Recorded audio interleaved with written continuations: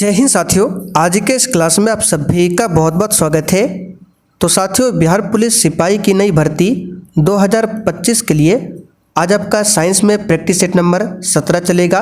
और साथियों, science practice set में अगर आपका कोई भी क्लास छूटा हुआ है या फिर सब्जेक्ट वाइज में जो आपका क्लास चल रहा है उसमें से कोई भी प्रैक्टिस सेट छूटा हुआ है तो आप लोग इस बैच को ज्वाइन कर सकते हैं। इसमें जो भी क्लास आपका छूटा हुआ है वो सब क्लास मिल जाएगा। क्लास का PDF, notes, booster GK, question bank, ये सारा कुछ मिल जाएगा। ये व्हाट्सअप नंबर है, इस पर मैसेज करके आप लोग जानकारी ले सकते हैं।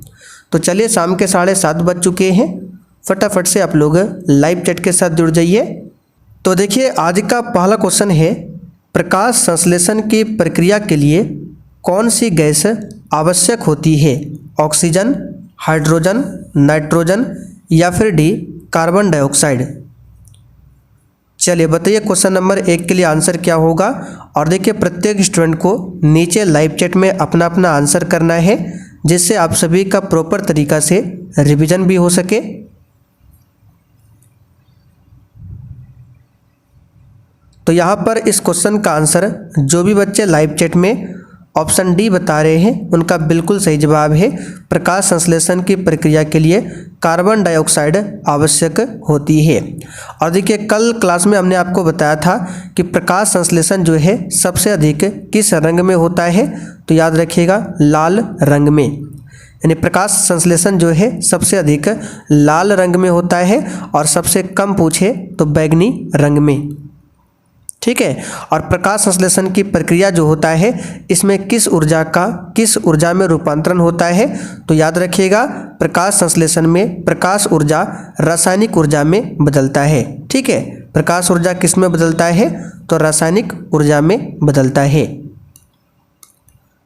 चलिए क्वेश्चन नंबर देखिए दूसरा, स्तनीय जंतु जो उड़ सकता हो कौन सा है? बताइए, स्तनीय जंतु जो उड़ सकता है कौन सा है, तो यह है चमगादड़। यहाँ पर A ऑप्शन आपका सही जवाब है। देखिए, मोर भी उड़ता है लेकिन यहाँ पे क्या पूछा गया, स्तनीय जंतु, तो चमगादड़ स्तनीय जंतु है जो उड़ सकता है। और यहाँ पे देखिए, शुतुरमुर्ग की बात करें, इसको कहा जाता है ऑस्ट्रिच। क्या बोला जाता है? इसको ऑस्ट्रिच कहा जाता है, ध्यान रखिएगा। और शुतुरमुर्ग जो है ये सबसे तीव्र गति से दौड़ने वाला है शुतुरमुर्ग। चलिए आगे देखिए, जब दूध से दही में परिवर्तित होती है तो उसके खट्टापन की वजह होती है। ये सब नॉर्मल क्वेश्चन है, ये सब क्वेश्चन आपका डिस्कशन हो चुका है। बताइए, जब दूध दही में परिवर्तित होती है तो उसके खट्टापन की वजह होती है लैक्टिक एसिड। यहाँ पर A ऑप्शन आपका सही जवाब है, लैक्टिक एसिड। अच्छा, दूध से दही जो बनता है ये किस प्रक्रिया के द्वारा बनता है, तो किण्वन प्रक्रिया के द्वारा। ठीक है, किण्वन प्रक्रिया के द्वारा बनता है। किस जीवाणु के कारण दूध दही में बनता है, तो लैक्टोबैसिलस जीवाणु के कारण। अच्छा, साइट्रिक एसिड की बात करें, ये किस में पाया जाता है, तो नींबू और संतरा में साइट्रिक एसिड होता है। एसिटिक एसिड किस में होता है, तो सिरका में होता है। एसिटिक एसिड का फॉर्मूला है CH3COOH और ये एक दुर्बल अम्ल का उदाहरण है एसिटिक एसिड। अगला क्वेश्चन, पानी का सबसे शुद्ध रूप इनमें से कौन सा है? बताइए, क्वेश्चन 4 के लिए आंसर क्या होगा। पूछा हुआ क्वेश्चन है, पानी का सबसे शुद्ध रूप इनमें से कौन सा है, तो इसका आंसर हो जाएगा वर्षा का पानी। ये सबसे शुद्ध रूप माना जाता है। यहाँ पर C ऑप्शन आपका सही जवाब है। अब देखिए, वर्षा की बात करें, इसमें एक होता है एसिड रेन। एसिड रेन बोले तो अम्लीय वर्षा। तो अम्लीय वर्षा के लिए जो प्रमुख उत्तरदायी गैस है वह कौन कौन सा है, तो एक है आपका SO2, दूसरा है NO2। तो अगर आपसे पूछे कि एसिड रेन के लिए प्रमुख उत्तरदायी गैसें कौन सी है, तो सल्फर डाइऑक्साइड और NO2। अगला क्वेश्चन, इनमें से किस में प्रोटीन नहीं पाया जाता है? और साथियों जिन्होंने बिहार पुलिस का बैच ले रखा है उनकी जानकारी के लिए बता दें, इस बैच में अब इस सेक्शन को भी ऐड करने वाले हैं। जिस प्रकार से डेली आपको बूस्टर नोट्स दिया जाता है, बूस्टर नोट्स में क्या मिलता है आप सभी को पता है, तो जिस प्रकार से डेली आपको बूस्टर नोट्स दिया जाता है उसी प्रकार स्पेशल बिहार जीके का भी आपको वन लाइनर सीरीज में बूस्टर जीके का पीडीएफ मिलने वाला है। क्योंकि आपने देखा होगा इस बार 2024 में जो बिहार पुलिस का एग्जाम हुआ सबसे ज़्यादा क्वेश्चन बिहार जीके से था। तो आपका क्या होगा, जो बूस्टर पीडीएफ है वन लाइनर फॉर्म में बिहार जीके का भी अब मिलेगा। तो इनमें से किसमें प्रोटीन नहीं पाया जाता है? आंसर है चावल। चावल में प्रोटीन नहीं पाया जाता है। चावल जो है ये कार्बोहाइड्रेट का प्रमुख स्रोत होता है। बाकी अंडा, मांस, दाल इन सभी में प्रोटीन होता है। प्रोटीन की बात करें, इसकी कमी से दो बीमारी होती है। एक आपका मरासमस है, मरासमस, और दूसरा बीमारी है आपका क्वाशियोरकर। क्वाशियोरकर, तो अगर आपसे पूछे क्वाशियोरकर बीमारी किसकी कमी के कारण होता है, तो प्रोटीन की कमी के कारण। और जिनको भी बैच के बारे में जानकारी चाहिए क्लास के लास्ट में आपको बताएंगे। चलिए आगे देखते हैं। संतरे में कौन सा विटामिन पाया जाता है?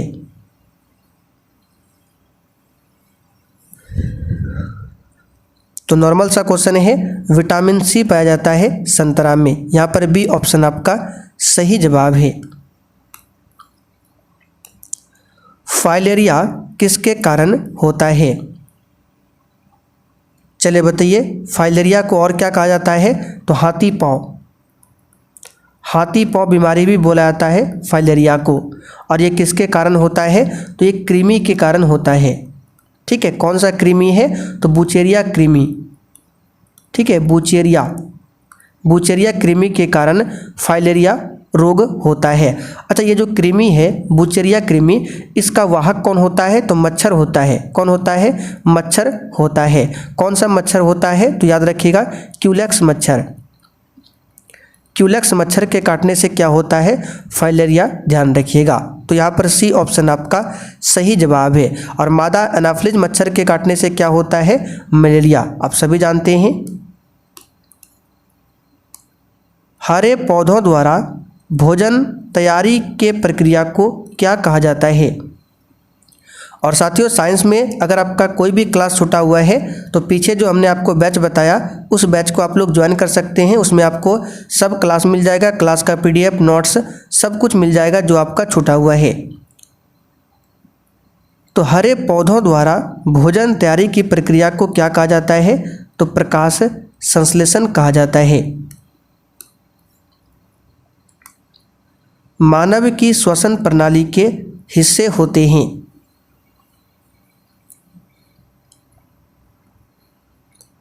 तो मानव की जो श्वसन प्रणाली के हिस्से होते हैं, तो श्वसन के लिए नाक जरूरी है और फेफड़ा। यहाँ पर देखिए बी ऑप्शन आपका सही है। श्वसन के लिए पेट की आवश्यकता नहीं होती है, लार भी इंपॉर्टेंट नहीं है, यहाँ पर इंपॉर्टेंट नाक और फेफड़ा।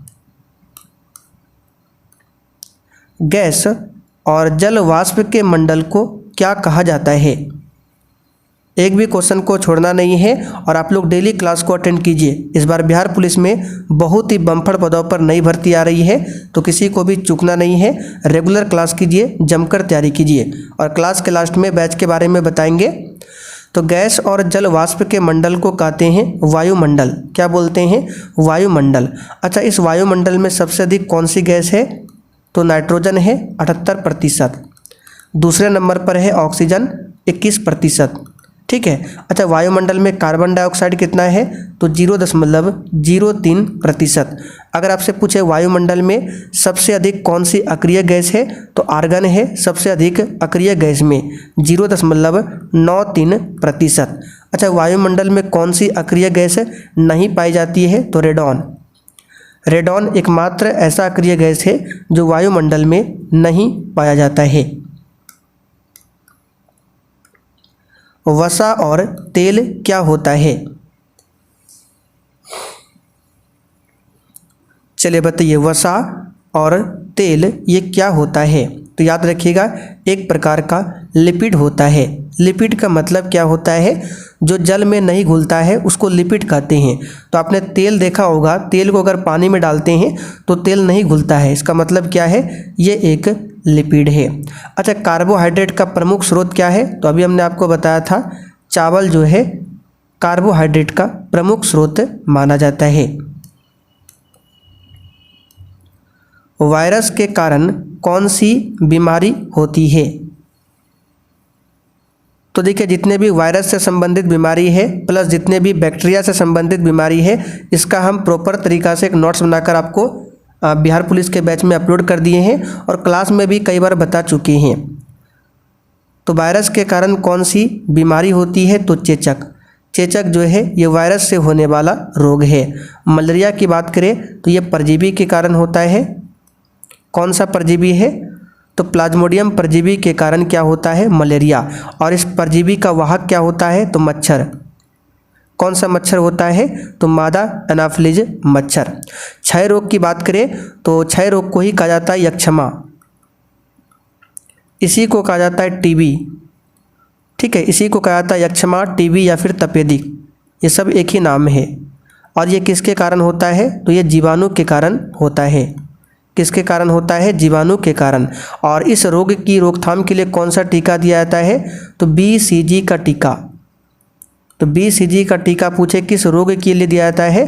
तपेदिक, टीबी या फिर यक्षमा, तीनों एक ही नाम है। BCG टीका की खोज किसने किया था? रॉबर्ट कोच ने किया था। हैजा टीका की खोज किसने किया था? रॉबर्ट कोच ने किया था। डायरिया की बात करें, यह भी आपका जीवाणु के कारण होता है, यानी दूषित जल के कारण होता है डायरिया, ध्यान रखिएगा। विटामिन सी का सबसे प्रचुर स्रोत क्या है?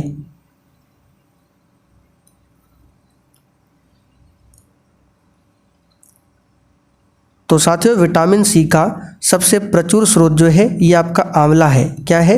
आंवला। पारिस्थितिकी शास्त्र द्वारा क्या अध्ययन किया जाता है? एक भी क्वेश्चन को छोड़ना नहीं है, बताइए इसका आंसर क्या होगा? पारिस्थितिकी शास्त्र द्वारा क्या अध्ययन किया जाता है? और जो भी साथी चैनल पर पहली बार आए हैं, ये आप लोग व्हाट्सएप नंबर लिख लीजिए। बैच के बारे में कुछ भी पूछना है तो इस पर मैसेज करके पूछ सकते हैं। तो देखिए, पारिस्थितिकी को इंग्लिश में कहते हैं इकोलॉजी, और पारिस्थितिकी शास्त्र द्वारा क्या अध्ययन होता है? तो जीवों और अपने वातावरण के बीच संबंधों का अध्ययन होता है। अगर आपसे पूछे पारिस्थितिकी शब्द को किसने दिया था? तो अर्नेस्ट हैकल ने। ठीक है, अर्नेस्ट हैकल ने पारिस्थितिकी शब्द को दिया था। लेकिन अगर आपसे पूछे पारिस्थितिकी तंत्र को किसने दिया था? ठीक है, पारिस्थितिकी तंत्र ये शब्द किसने दिया था? तब आपका आंसर क्या हो जाएगा? ये शब्द दिया था टोंसले ने। किसने दिया था? टोंसले ने दिया था 1935 में। तो दोनों अलग है, इसका मतलब होता है इकोसिस्टम। ठीक है, इकोसिस्टम शब्द दिया था टोंसले ने, लेकिन इकोलॉजी शब्द दिया था अर्नेस्ट हैकल ने। ये आपको ध्यान रखना है।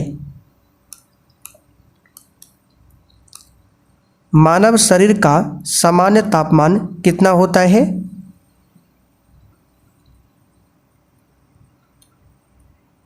चलिए बताइए।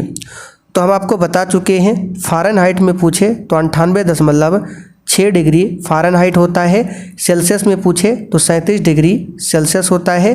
केल्विन में पूछे तो 310 केल्विन होता है। अब ऑप्शन में देख लीजिए किस में आंसर है। तो फ़ारेनहाइट में दिया है, आंसर क्या हो जाएगा? C option. मानव शरीर के प्रतिवर्ती क्रिया का नियंत्रण केंद्र कहाँ पर स्थित होता है?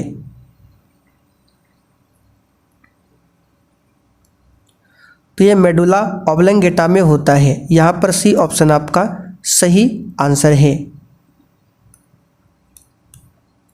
चलिए आगे देखिए, शरीर की सबसे बड़ी कोशिका कौन सी है?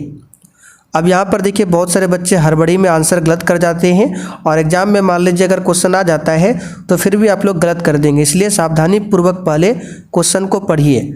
यहाँ पर शरीर की सबसे बड़ी कोशिका पूछा गया है, तंत्रिका कोशिका नहीं होगा, इसका आंसर होगा अंडाणु। ठीक है, अंडाणु जो है ये शरीर की सबसे बड़ी कोशिका है। और तंत्रिका कोशिका की बात करें, ये शरीर की सबसे लंबी कोशिका है। लंबा में पूछे तंत्रिका कोशिका, लेकिन बड़ा में पूछे तो आपका क्या हो जाएगा, अंडाणु। इस बात को ध्यान रखिएगा। एस्ट्रिज का मतलब क्या होता है, तो अभी हमने आपको बताया था शुतुरमुर्ग, और शुतुरमुर्ग का अंडा सबसे बड़ा होता है, ये तो आप सब जानते हैं।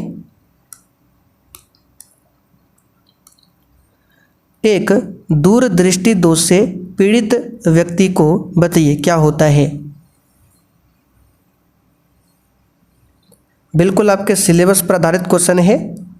एक दूरदृष्टि दोष से पीड़ित व्यक्ति को क्या होता है, तो दूरदृष्टि दोष में दूर की वस्तु साफ साफ दिखाई पड़ती है, लेकिन नज़दीक की वस्तु साफ साफ दिखाई नहीं पड़ती है। तो यहाँ पर देखिए बी ऑप्शन में दिया है, पास की वस्तुएं साफ साफ दिखाई नहीं पड़ती है।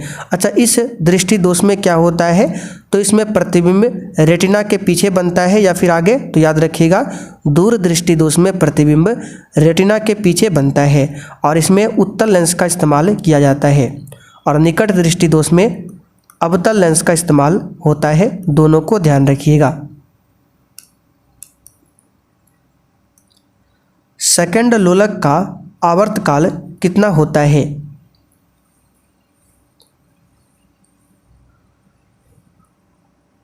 तो आवर्तकाल टाइम पीरियड बराबर होता है 2 पाई इंटू √L/G। और इसके बारे में पूरा डिटेल में डिस्कशन कर चुके हैं पीछे साइंस क्लास में, इसलिए बोलते हैं जिसका भी साइंस में क्लास छूटा हुआ है बैच को ज्वाइन कीजिए, उसमें सब क्लास मिल जाएगा। तो सेकंड लोलक का आवर्तकाल होता है 2 सेकंड का। तारों की ऊर्जा का स्रोत क्या है,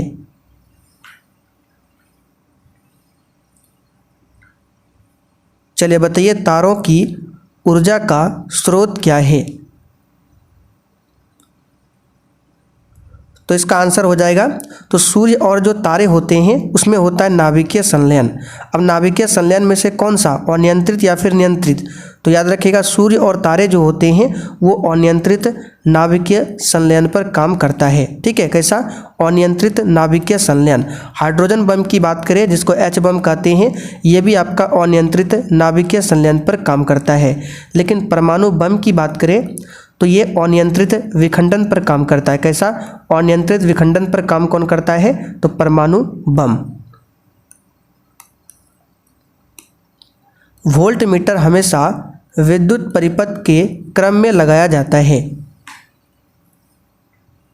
एक होता है आमीटर और एक होता है वोल्ट मीटर। तो आमीटर को परिपथ में किस क्रम में जोड़ा जाता है, श्रेणी क्रम में, लेकिन वोल्ट मीटर को परिपथ में समांतर क्रम में जोड़ा जाता है। इस बात को ध्यान रखिएगा।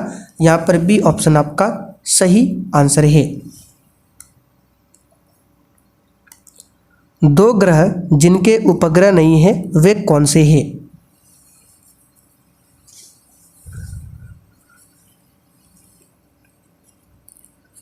तो देखिए हमारे सोलर सिस्टम यानी कि सौर मंडल में 2 ऐसे ग्रह हैं जिनके पास एक भी उपग्रह या फिर एक भी चंद्रमा नहीं है, और वो है बुध और शुक्र। यहाँ पर बी ऑप्शन आपका सही जवाब है, ध्यान रखिएगा।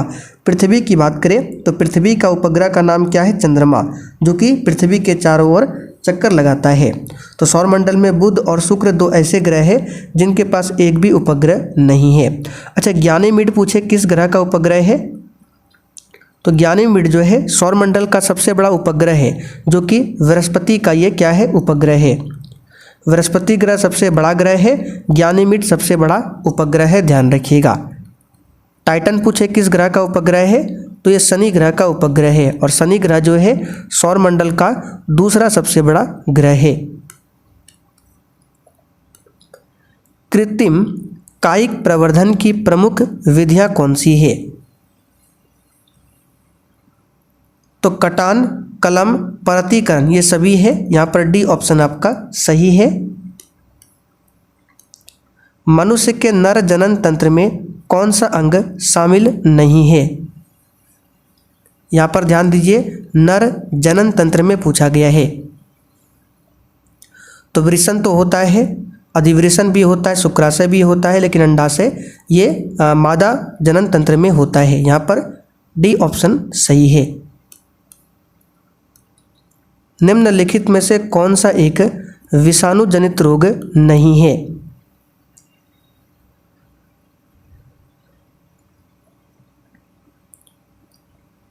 तो यहाँ पर इसका आंसर क्या हो जाएगा? हैजा। ठीक है, हैजा हो गया, टाइफाइड हो गया, टीबी हो गया, ये सब आपका जीवाणु जनित रोग है। ये हम आपको कई बार बता चुके हैं। मनुष्य के लिए अति आवश्यक पोषक तत्व कौन सा है?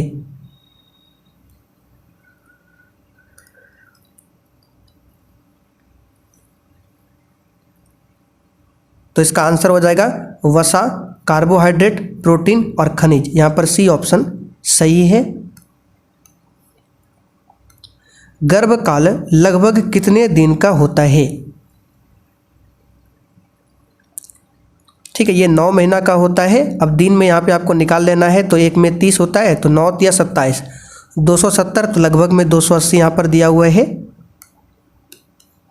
चलिए, निषेचन की क्रिया किस अंग में संपन्न होती है? चलिए, होता है अंडवाहिनी में। यहाँ पर ए ऑप्शन आपका सही जवाब है। हवाई जहाज के ब्लैक बॉक्स का रंग कैसा होता है?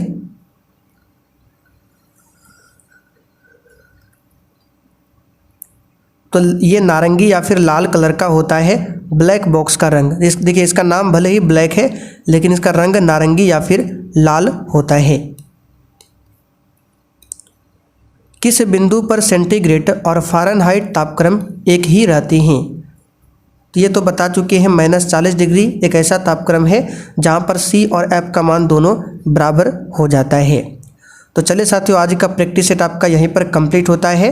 अब देखिए, जो भी साथी चैनल पर पहली बार आए हैं, आपको अगर बिहार पुलिस बैच के बारे में जानकारी लेना है तो अभी आप लोग बने रहिए, और जिनको जानकारी है आप लोग छोड़कर जा सकते हैं।